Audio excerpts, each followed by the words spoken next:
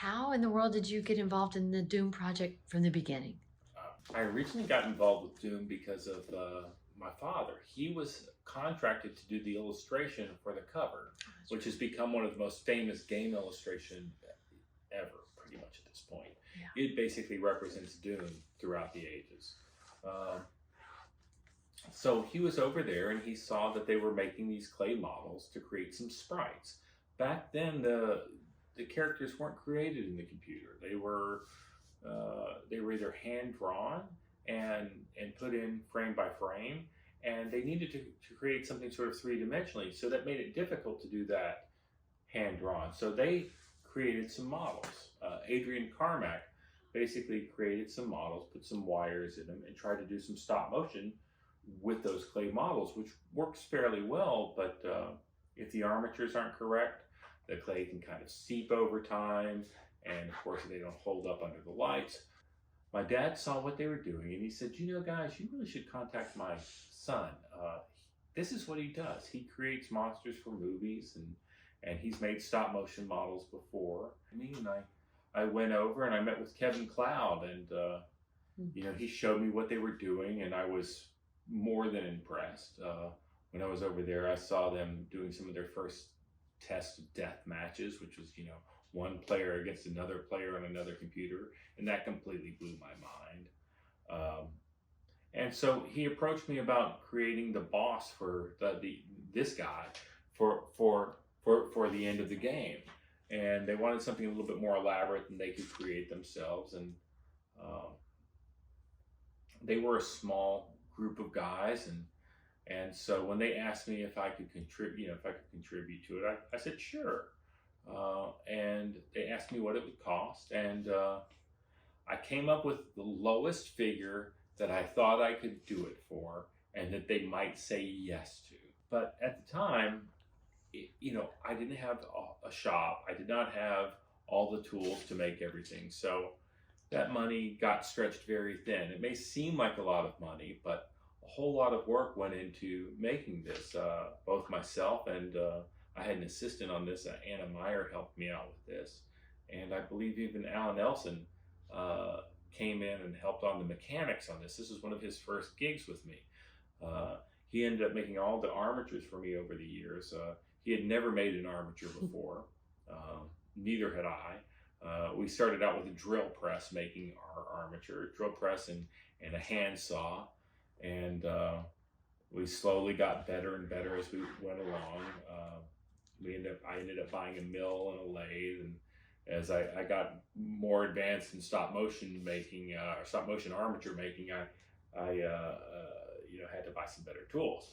But back when we started, it was literally spit and bubble gum keeping these things together. Speaking of spit and bubble gum, an interesting story about this guy. His main body was originally something very similar to that.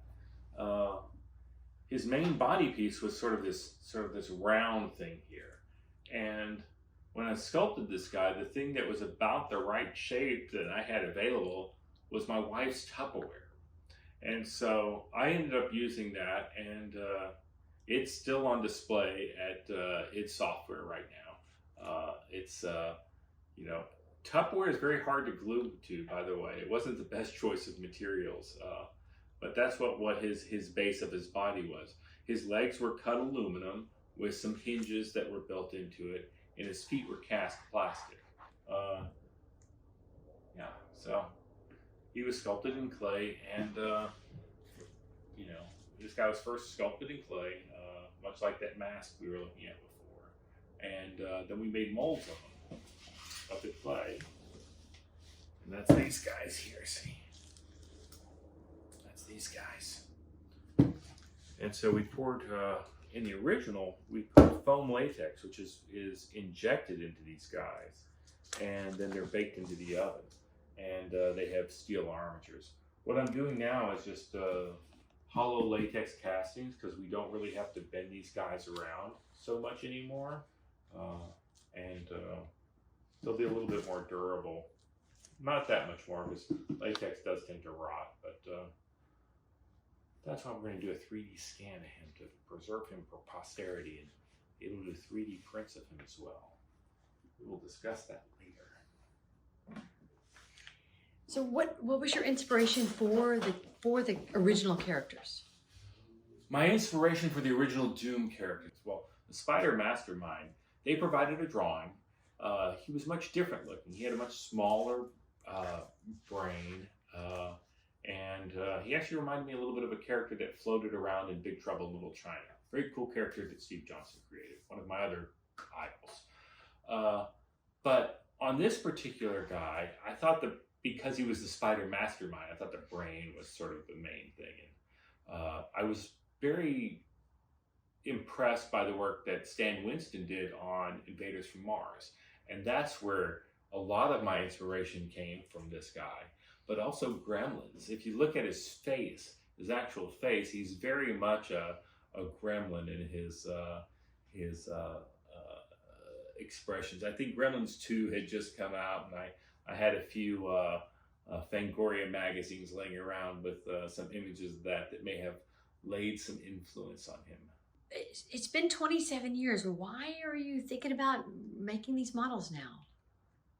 Well, it's been 27 years, but Doom is probably one of the most significant, if not the most significant thing I ever had a chance to work on. You know, as much as I'd like to escape the fact that I'm the guy that made the Doom models, I'm the guy that made the Doom models. So instead of letting these molds just rot here, I thought it was time to do some preservation on this stuff, because there's millions of fans, you know, around the world that you know, absolutely dig this stuff. So you know, I actually was in some conversations with the guys over at id about restoring the models that they had, and this was right before COVID, so that's probably put a little hamper of getting that started.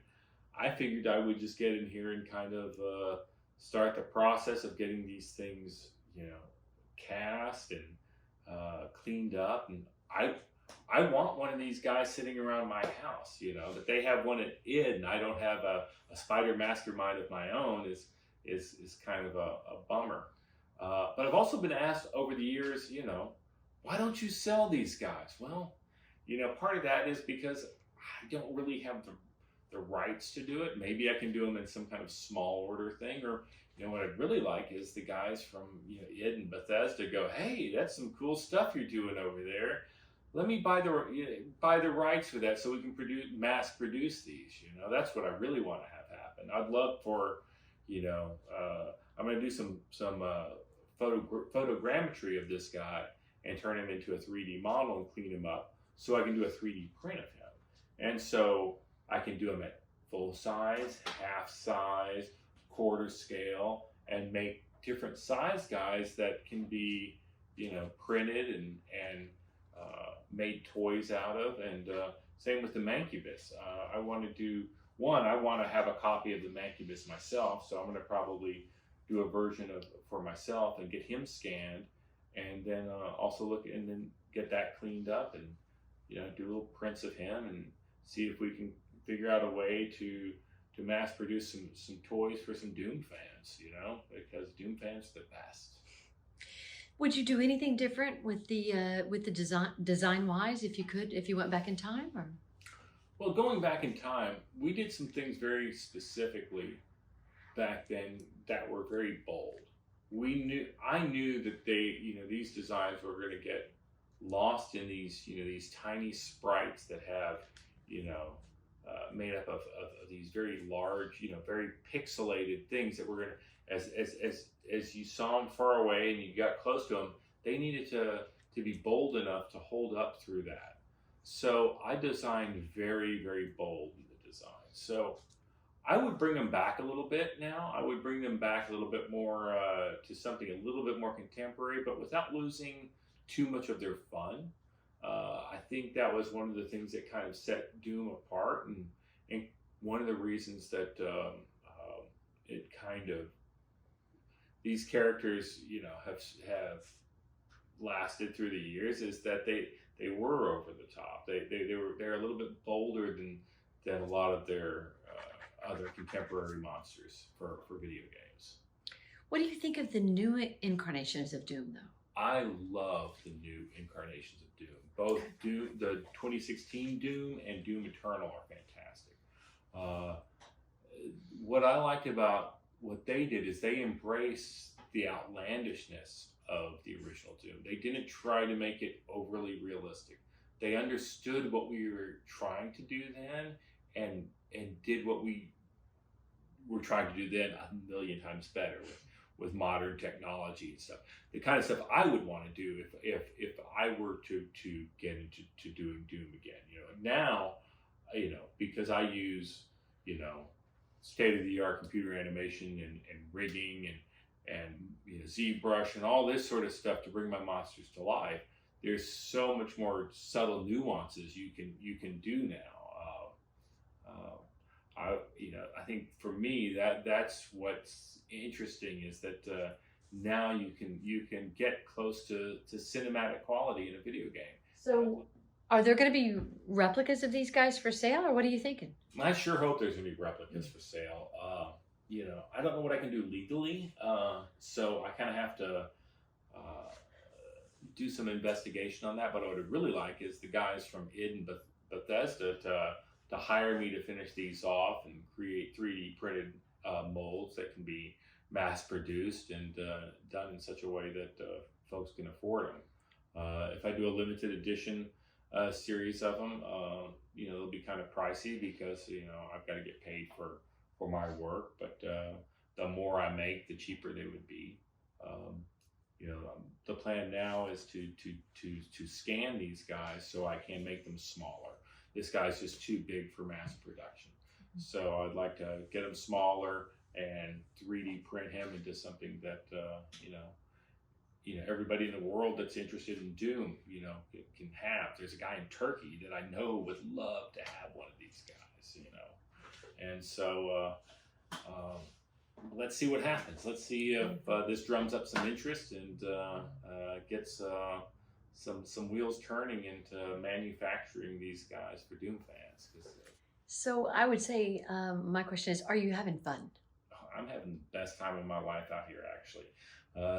Being able to get back into these characters that I created 27 years ago, seeing that the molds are in halfway decent shape, I'm able to get decent castings out of them.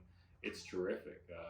It's really sparked a lot of additional, things that I want to do. So don't be surprised if you see some other Doom inspired work coming from me that may not be from the original, but it's Doom inspired because I just kind of been inspired to do more by all the fans and stuff. So we'll see what happens. What are you doing? I am opening up the meticulous mold, otherwise known as Fat Guy. Fat Guy. This is what we called him back in the day before we had a name for this particular Doom boss. And I haven't looked at this mold in, 3 or 4 years. And so I want to take a look at him because I want to figure out how I'm going to cast this guy.